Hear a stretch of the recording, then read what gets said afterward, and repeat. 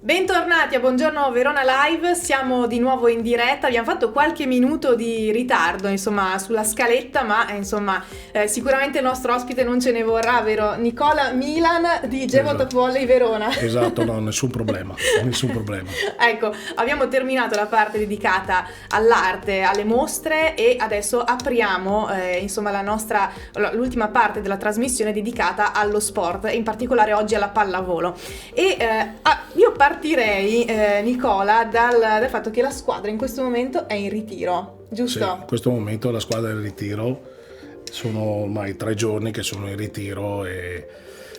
Scaldare i motori. Sì, esatto, li ho sentiti, sta andando tutto bene, di questo sono molto contento. Ecco, e adesso chiederei alla regia di far vedere anche la pagina Facebook di Gevo Top Volley, qua c'è la foto di gruppo, proprio il ritiro prosegue, quindi e la particolarità è che si trovano in Val Camonica, quindi provincia di Brescia, tra l'altro zona che io conosco molto bene, sono di quelle zone, quindi diciamo che c'è anche, un particolare affetto, per questa zona, ed è bello vedere appunto una squadra di Verona che va in trasferta in questo particolare contesto. Certo. Sono contente le ragazze di questa location?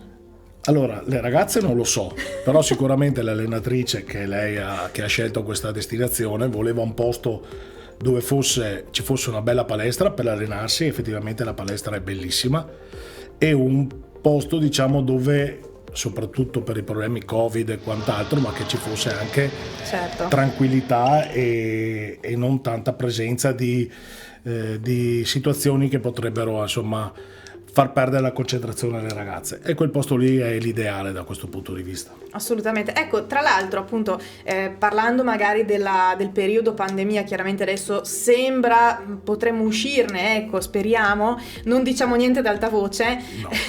Però come l'avete vissuto voi come società sportiva? Perché chiaramente il mondo dello sport è stato colpito molto duramente dal Covid. Allora, l'anno scorso è stato un anno particolarmente difficile, sia per quanto riguarda tutte le procedure che la federazione ci ha imposto, ma anche ai ritardi dovuti alle partite, rinvii e quant'altro.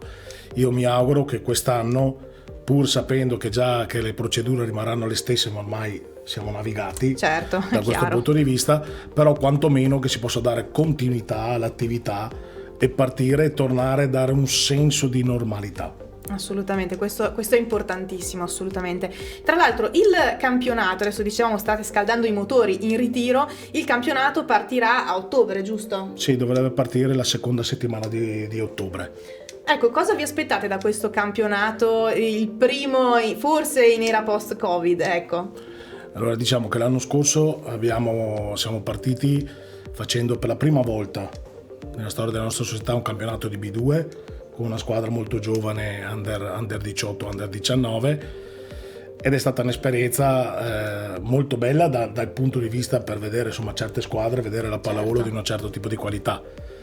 Quest'anno l'obiettivo è partecipare e ad avere anche degli ottimi risultati in una categoria così importante, però tieni conto che la nostra è una società che si sviluppa sul giovanile. Per cui le nostre ragazze hanno come priorità della società e delle ragazze stesse di fare degli ottimi risultati a livello giovanile. Però un campionato di B2 è sicuramente provante, per loro sicuramente stimolante. Sì, ma anche molto soddisfacente, io credo, perché appunto essere così giovani e riuscire a inserirsi in un campionato di B2 non è è abbastanza importante. Questo assolutamente sì, infatti a partire dal nostro staff che quest'anno abbiamo preso un allenatore, come dicevo, un'allenatrice che viene da Brescia, dove ha una grossissima esperienza nei campionati giovanili ma di alto livello, si chiama Patrizia Amadori, e con lei abbiamo consolidato lo staff dell'anno scorso con persone molto molto brave tipo Federico Coltro,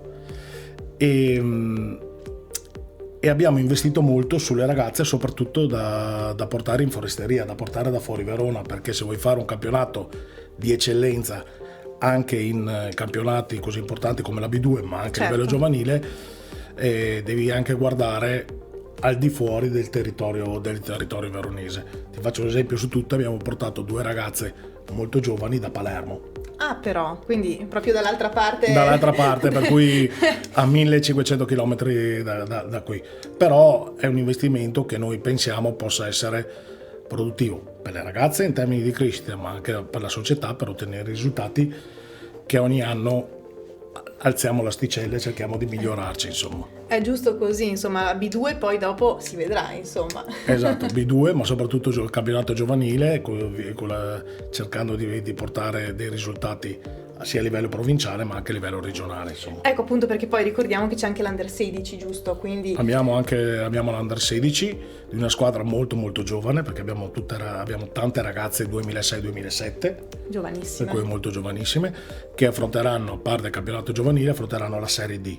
Campionato molto complicato dal punto di vista quando sei molto giovane, perché è facile trovare squadre che magari tecnicamente sono, uso un brutto termine ma per capirci, Sì. inferiori a te, ma che con l'esperienza ti mettono molto in difficoltà. Però questo permette alle ragazze di crescere e crescere velocemente. È sfidante forse anche a livello psicologico per delle ragazze così giovani. Soprattutto quello.